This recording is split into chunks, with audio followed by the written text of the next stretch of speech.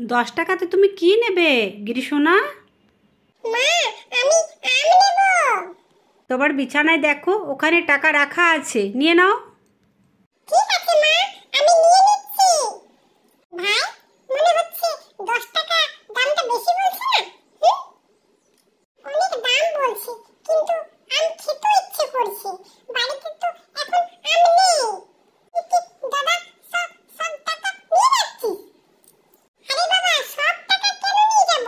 আমি তো 10 টাকা নিয়ে যাব। এগুলো এখানে রেখে গেলাম।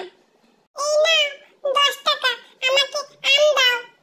আম যদি মিষ্টি না হয় তাহলে কালকে এসে আমার টাকাটা ফেরত দিয়ে যাবে। মিষ্টি মিষ্টি আম, কেউ নেবে? মিষ্টি মিষ্টি আম। আম নেওয়ার আছে তো না, টাকা ফেরত দেওয়া হবে না।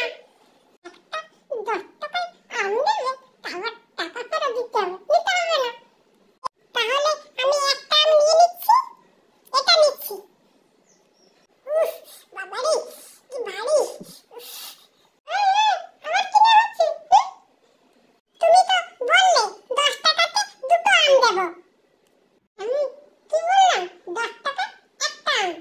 আচ্ছা, ঠিক আছে, তাহলে একটা আমই নেব। ওটাই আমি আর ভাই দুজন মিলে আমরা ভাগ করে খেয়ে নেব। আম নেবে? মিষ্টি আম। 10 টাকা করে আম। আজকে আমগুলো বিক্রি হলো না সবগুলো। এই আমটা তুমি খাবে নাকি? এটা মিষ্টি আম নয়, এটা তো টক আম। দেখছো তো, এটা তো কাঁচা আছে। মা বলছে আমটা নাকি খুব মিষ্টি হবে, ওই জন্যই তো আমি 10 টাকা দিয়ে এই একটা আম নিলাম। ঠিক আছে, চলো এবার স্নানটা করে নেবে। সকাল থেকে তো আম আম করে ঘুরছো। মা, আজকে আমাকে 50 টাকা দেবে?